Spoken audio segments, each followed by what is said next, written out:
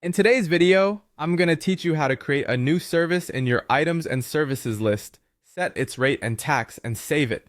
By the end, you'll know exactly where to go, what each field means, and how to make sure your new service is ready to use on invoices or estimates.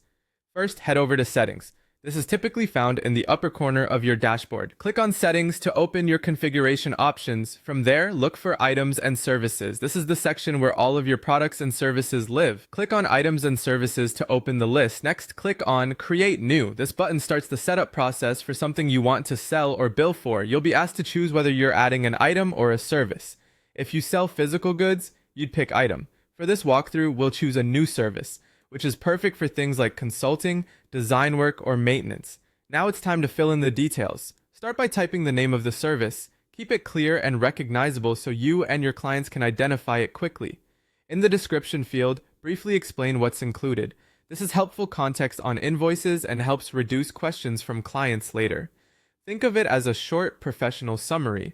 Enter the rate next. This is the price you charge for the service, whether that's per hour, per session, or a flat fee.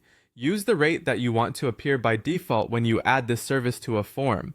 You can always override it on individual invoices if needed. If your service is taxable, you can also add tax. Enable the tax option and choose the applicable tax if your system provides a list. If your service is not taxable, simply leave this off. When in doubt, follow the tax rules for your region or consult your accounting guidance.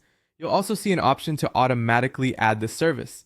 If you check this, the service will be pre-filled when creating certain sales forms, which can save time if you use it frequently. If you only use the service occasionally, leave this unchecked.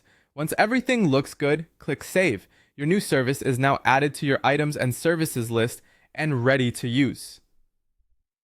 That's it. Quick, clean, and set up correctly. If you ever need to update the name, description, rate, or tax, you can come back to the same area and make edits at any time.